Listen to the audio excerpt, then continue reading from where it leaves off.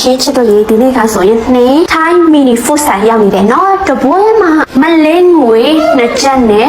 85ပြားတယ်နော်စားကောင်းပြီးတော့တန်လက်တန်နဲ့မီနိုထဲမှာပါတဲ့အတိုင်းပဲနော်ဒါပေမဲ့မီနိုထဲမှာသူက3ချက်နဲ့19ပြားနဲ့ရေးထားပြီးမြဲတကယ်တမ်းကျတော့နှစ်ချက်နဲ့85ပြားတယ်နော်တန်လက်တန်နဲ့ဒီဆိုင်လေးကဆိုရင်เมนูတွေလည်းအများကြီးရတယ်စီးချိုနဲ့လည်းစားလို့ကောင်းတဲ့ဆိုင်လေးပါနော်ဒီဆိုင်လေးလာစားကြည့်ပါနော် recommend ပေးတယ်နော်နင်းဆိုရင်အားအချက်အများနဲ့တော့စားဖြစ်တယ်အခုဆိုရင်နင်းတယောက်တည်းကို9ပွဲမှာထားတယ်နော်အရင်ဆုံးကတော့တင်မော်တီထောင်စားကောင်းနေကျက်ဥကျော်နဲ့သမင်းလေးပေါ့နော်ဒါလေးကအမင်းနဲ့ပါတယ်မလို့စစ်ပြေတဲ့စားကောင်းတယ်နော်ဒီလိုမျိုးပကံတက်တေးလေးနဲ့ဒါကဆို Thai green tea လေးပါနော်ဒီဆိုင်မှာအားလုံးကစီးတန်တယ်နော်စားလဲကောင်းတဲ့စီးလေးချိုးတဲ့အရင်စားကောင်းတဲ့เมนูတွေလည်းအများကြီးရှိလို့ကိုကြိုက်တာပုံစံမျိုးကိုကြိုက်တာအားလုံးစားလို့ရတာပေါ့နော်တချို့ထိုင်းဆိုင်တွေကဆိုရင်တပွဲကို20နီးပါးနဲ့ဝယ်စားရတယ်ဒါပေမဲ့ဒီဆိုင်တွေကဆိုရင်မီနီဆိုင်နဲ့ရောင်းလာမလို့နော်เมนูတွေအများကြီးရှိတယ်တပွဲစီစတာရင်လည်းအရင်လည်းများတယ်တလို့အရင်လည်းစားကောင်းတယ်နော်မိုးကြော်လေးကဆိုရင်ကျွတ်လေးနဲ့အရင်စားကောင်းတယ်ဒီ Thai green tea လေးကဆိုရင်တစ်ခွက်မှာ2ကျက်ပြား